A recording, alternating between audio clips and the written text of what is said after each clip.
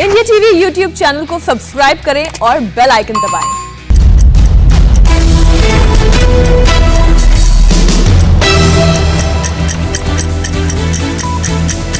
नमस्कार, सुबह के 9 बजने वाले हैं और आपके साथ मैं हूं ज्योति मिश्रा। हम लेकर आए हैं आपके लिए सुबह 9 बजे की 9 बड़ी खबरें, जिसमें हम आपको दिखाएंगे कोरोना की समीक्षा बैठक में पीएम मोदी ने क्या निर्देश दिए, केजरीवाल सरकार को दिल्ली हाईकोर्ट ने क्यों लगाई फटकार, महाराष्ट्र में फ्री वैक्सीन पर उद्धव सरकार में मंथन।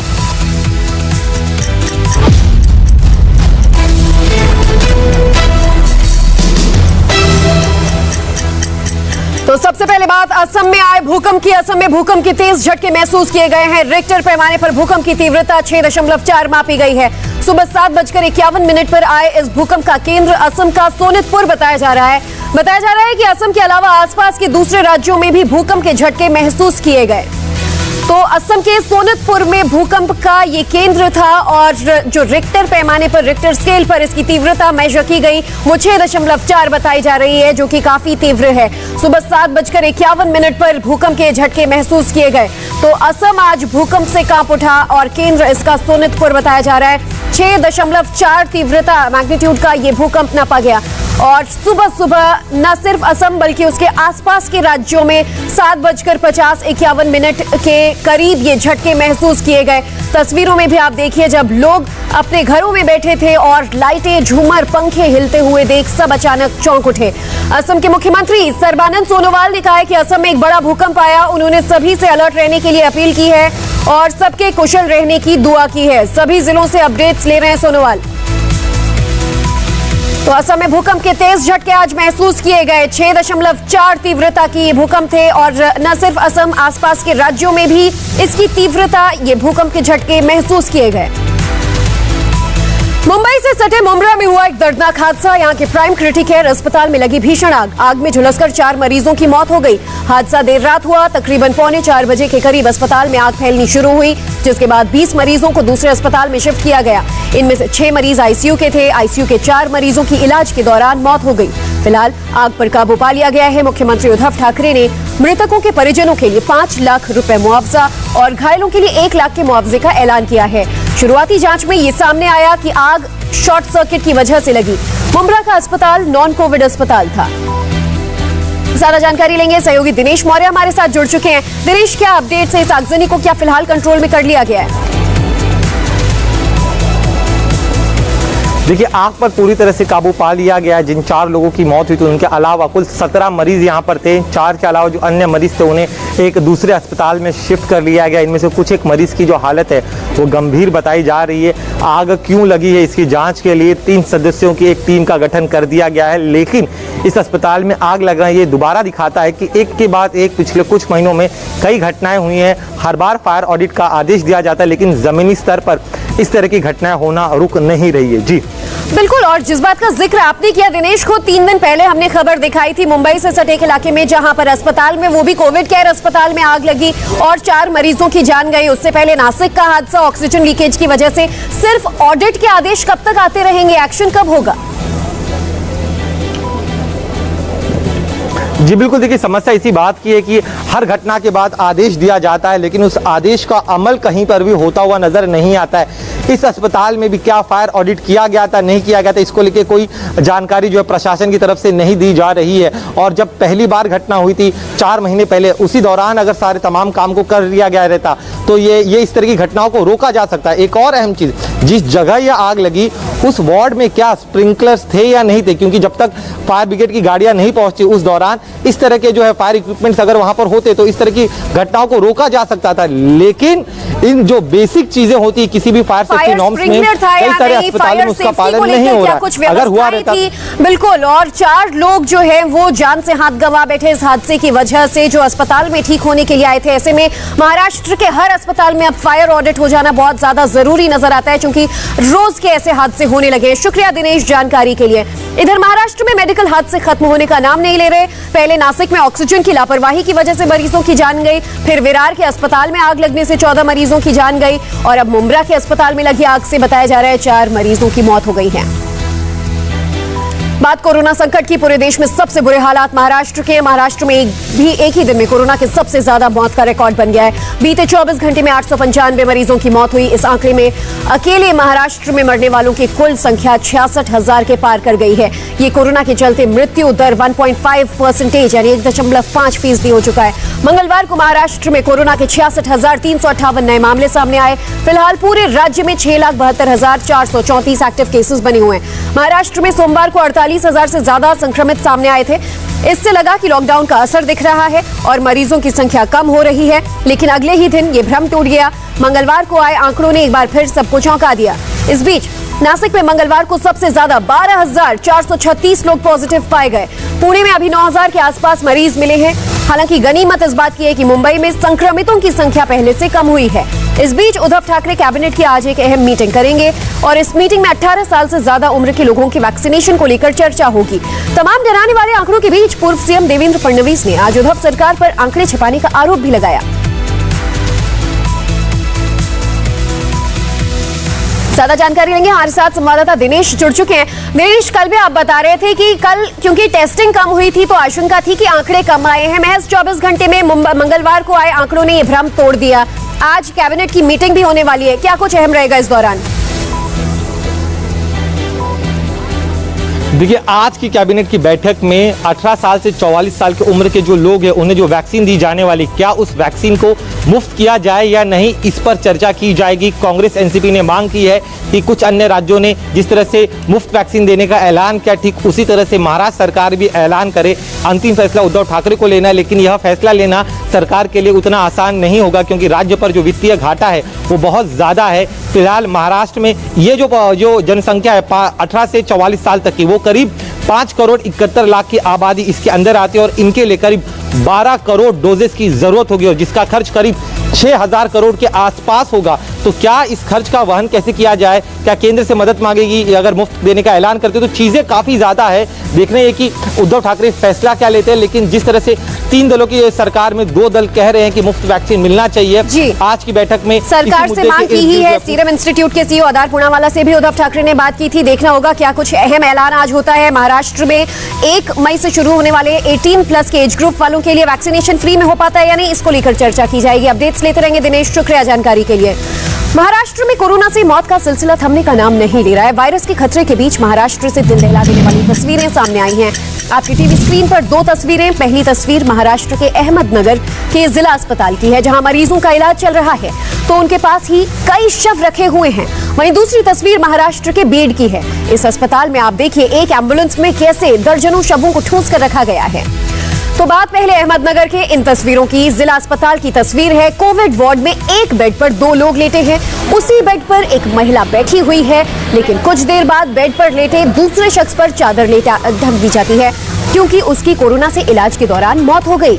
और अब इस तस्वीर को जरा देखिए, जहां वार्ड के अंदर कई मरीज भर्ती हैं और उनके पास स्ट्रेचर भी रखा है, उस पर कई शव मौजूद हैं।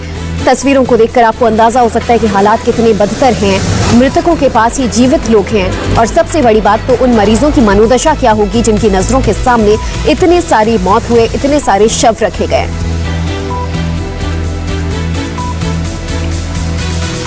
अहमदनगर के जिला अस्पताल के डॉक्टर का कहना है कि मरीजों की संख्या इतनी ज्यादा है कि क्या करें समझ नहीं आ रहा। इलाज तो करना ही पड़ेगा, जबकि बीजेपी नेता राम कदम ने इसे महाराष्ट्र सरकार का फेलियर बताया।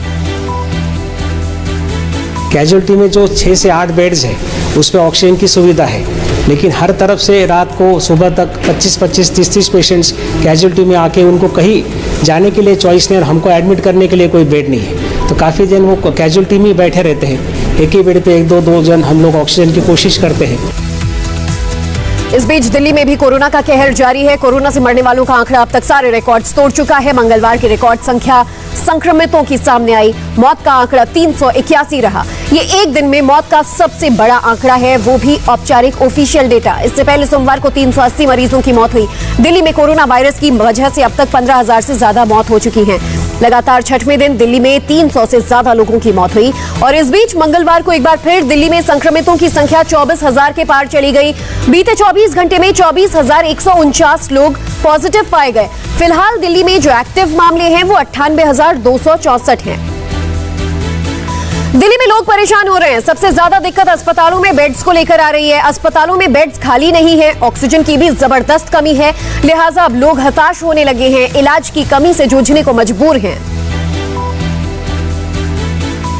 My father is in a very critical condition. I'm getting no help. Numbers are given there, but nobody is responding. Numbers are not reachable. Please help me, please. My father is dying. I can't afford another loss. Yesterday I lost my younger brother. Please help me, please. हम लोग कल से nodal officer को phone कर रहे हैं, हम DSO को फ़ोन कर रहे हैं, कहीं से कोई रिस्पांस नहीं है। रात को हमने आईटीबीपी में फ़ोन किया तो उन्होंने हमारा रजिस्ट्रेशन किया, उसके बाद हमें कोई इन्फॉर्मेशन नहीं अभी तक। हमारे मरीज़ की हालत ख़राब हो रही थी, हम लोग अभी उसको अपनी कन्वेंस से किसी सोर्स से पता चला हमें कि वहाँ वॉकिंग ले रहे हैं। हम अपनी कन्वेंस से उनको दोनों को बिठा के पीपी किट खरीद के पहन के लेके आए हैं। बट अभी यहाँ पे फ्रंट लाइन पे जो भी वर्कर है उनको कोई भी आइडिया नहीं है कि क्या इनका सिस्टम है। वो कह रहे हैं हमारे को अंदर से इन्फॉर्मेशन आएगी तब हम आपको आगे भेजेंगे। अभी धूप में हमारे पेशेंट दोनों पड़े हैं और अगर कुछ हो गया तो कोई डीएसओ नहीं सुनता, कोई नोडल ऑफिसर नहीं सुन रहा, कोई भी नहीं सुन रहा है हमारी। कल से हम लोगों ने 1000 फ़ोन कर दिए हैं बट कोई सुनने को तैयार नहीं है। मेरे को पता चला था यहाँ पे आइसोलेशन वार्ड्स हैं, बेड्स हैं, 1000 बेड्स लगाए उन्होंने ऑक्सीजन वाले, बट यहाँ पे कोई भी सर्विस नहीं दे रहा है, कोई पता नहीं चल रहा है। नंबर्स पे कॉल करे तो सारे नंबर स्विच ऑफ हैं। पूरे दिल्ली में इतना बुरा हाल है कि बेड्स पड़े हैं but they are not giving the beds to the COVID patients and this is the worst situation. मैं ये चाहता हूँ कि गवर्नमेंट इस पर वर्क ऑन करे, जो बेड्स हैं एटलीस्ट पेशेंट्स को दें ताकि लोग ठीक हों, दे रिकवर हों and they go back to their home. लोगों की मुसीबतें थमने का नाम नहीं ले रही हैं। दिल्ली से संवाददाता संजय शाह हमारे साथ जुड़ चुके हैं। संजय, दिल्ली बंद है, लॉकडाउन के 8 दिन हो चुके हैं और ऐसे में लोगों की मुसीबतें कम नहीं हो रही है। एक दिन में 381 मौत, एक दिन में 24,000 से ज्यादा पॉजिटिव मामले। जी बिल्कुल ज्योति, कोरोना संक्रमण के मामले हर रोज नया रिकॉर्ड बना रहे हैं। अस्पताल के बाहर बेबस लोग इलाज के इंतजार में हैं। ऑक्सीजन सप्लायर के बाहर लोगों की लाइन लगी हुई है कि किसी भी तरीके से ऑक्सीजन का एक सिलेंडर मिल जाए कि वो अपने घर पे जो पेशेंट है उनको ऑक्सीजन, उनको सांस दे सके। लेकिन हालात प्रतिदिन बद से बदतर होते जा रहे हैं, इसमें किसी भी तरह का सुधार नज़र नहीं आ रहा है। आज लॉकडाउन का 8वां दिन गुजर चुका है, 9वें दिन में है और लोग उसी तरीके से बेबसी जो है लोगों की दिख रही है। अस्पतालों के बाहर लोग एम्बुलेंस में, अपनी गाड़ियों में, अपने जो करीबी है, रिश्तेदार है, जो बीमार है, जिन्हें ऑक्सीजन की ज़रूरत है, इलाज की ज़रूरत है, दवाइयों की ज़रूरत है, उन्हें लेकर एक अस्पताल से दूसरे अस्पताल में भाग रहे हैं, भटक रहे हैं। लेकिन हालात इतने ख़राब है कि अस्पतालों में बेड नहीं है और दवाई नहीं है, ऑक्सीजन नहीं है। लोगों पर और व्यवस्थाओं पर नजर बनाए रखिएगा, क्योंकि आज अरविंद केजरीवाल को इस मामले में पूरी जानकारी हाईकोर्ट को भी सौंपनी है। बहुत बहुत शुक्रिया अब तक के इस अपडेट के लिए। तो कल दिल्ली हाईकोर्ट के फटकार मिलने के बाद आज सुबह 10 बजे अरविंद केजरीवाल सरकार हाईकोर्ट में ऑक्सीजन के स्टॉक पर हलफनामा दायर करेगी। कल सुनवाई के दौरान कोर्ट ने दिल्ली सरकार को ऑक्सीजन स्टॉक पर हलफनामा देने के लिए कहा था। दिल्ली में जारी ऑक्सीजन संकट को लेकर दिल्ली हाईकोर्ट ने मंगलवार को काफी सख्त रुख अपनाया और केजरीवाल सरकार को ऑक्सीजन का कड़वा डोज दिया। हाईकोर्ट ने ऑक्सीजन और दवाओं की कालाबाजारी पर नाराजगी भी जताई, दिल्ली सरकार के पूरे सिस्टम को फेलियर बताया। हाईकोर्ट ने केजरीवाल सरकार से अधिकारियों की जवाबदेही तय करने का भी आदेश दिया। ज्यादा जानकारी लेंगे, हमारे साथ संवाददाता गोनिका अरोड़ा जुड़ चुकी हैं। गोनिका, आज 10 बजे तक अरविंद केजरीवाल के ऊपर बड़ी जिम्मेदारी है। दिल्ली सरकार की नाकामियां और फेलियर गिनाते हुए हाईकोर्ट ने जो कुछ जवाब मांगा है, क्या उसकी तैयारी हो चुकी है दिल्ली गवर्नमेंट की तरफ से?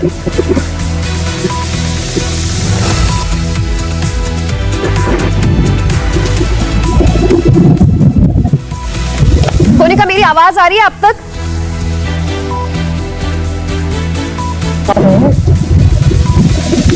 हम कोशिश कर रहे हैं कि गोनिका से संपर्क साध सकें। गोनिका हमारे साथ जुड़ी हैं, जो लगातार अपडेट्स पहुंचा रहे हैं कि दिल्ली सरकार में जो अव्यवस्थाएं सामने आ रही हैं उसे लेकर किस तरह से हाईकोर्ट ने कड़वी फटकार लगाई है अरविंद केजरीवाल को और आज हलफनामा दायर करने को कहा है, जिसमें जवाब देना होगा कि अस्पतालों में बेड्स, ऑक्सीजन, दवाओं को लेकर सरकार की क्या तैयारी है। कोरोना महामारी के बीच ऑक्सीजन की किल्लत फिलहाल देश के लिए सबसे बड़ी चुनौती है। अस्पतालों में ऑक्सीजन की कमी से रोजाना न जाने कितनी सांसें दम तोड़ रही है।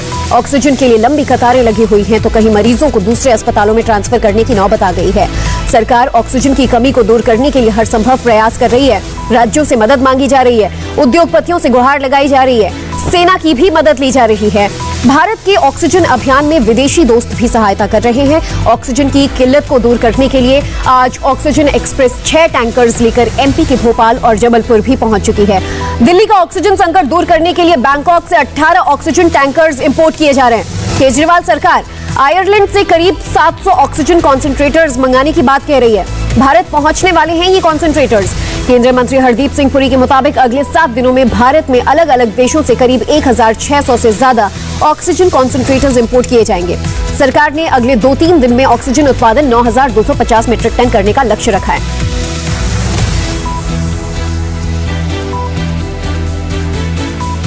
देश में कोरोना संक्रमण से बिगड़े हालातों पर मंगलवार को प्रधानमंत्री नरेंद्र मोदी ने एक हाई लेवल मीटिंग की। इस मीटिंग में उन्होंने देश में मौजूद मेडिकल इंफ्रास्ट्रक्चर का रिव्यू किया।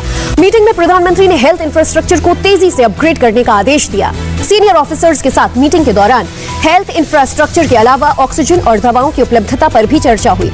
इस दौरान पीएम ने अधिकारियों को राज्य सरकारों के साथ मिलकर काम करने का आदेश दिया ताकि जल्द से जल्द ऑक्सीजन संयंत्र शुरू किए जा सके। देश में ऑक्सीजन की सप्लाई बढ़ाने के लिए काम कर रहे एम्पावर्ड ग्रुप से बैठक में प्रधानमंत्री को इस गैस की उपलब्धता और आपूर्ति बढ़ाने के लिए किए जा रहे कोशिशों की जानकारी दी। ऑक्सीजन टैंकर ले जाने के लिए चलाई जा रही ऑक्सीजन एक्सप्रेस रेलवे सर्विस और भारतीय वायुसेना की ओर से संचालित की जा रही उड़ानों के बारे में भी बैठक में जानकारी दी गई। मीटिंग के दौरान अधिकारियों ने बताया कि लिक्विड ऑक्सीजन का उत्पादन प्रतिदिन बढ़ा दिया गया है। 8,922 टन हो चुका है। और अब आपको बताते हैं इस मीटिंग में क्या क्या हुआ और पीएम मोदी ने क्या निर्देश दिए। पीएम मोदी ने देश भर के मेडिकल इंफ्रास्ट्रक्चर को रिव्यू किया, हेल्थ इंफ्रास्ट्रक्चर को बढ़ाने और अपग्रेड करने के आदेश दिए। देश भर में ऑक्सीजन और दवाओं की उपलब्धता पर चर्चा की। पीएम मोदी ने लिक्विड ऑक्सीजन के उत्पादन को बढ़ाने पर जोर दिया। अधिकारियों को राज्य सरकारों के साथ मिलकर काम करने का निर्देश दिया। एक ब्रेक के लिए रुकेंगे। ब्रेक के बाद देखिए यूपी में पिछले 24 घंटे का कोरोना अपडेट। नमस्ते, मैं हूं मीनाक्षी जोशी। वीडियो और खबरों से अपडेट रहने के लिए India TV YouTube channel subscribe करें, बेल आइकन दबाना ना भूलें। जुड़े रहें इंडिया टीवी के साथ।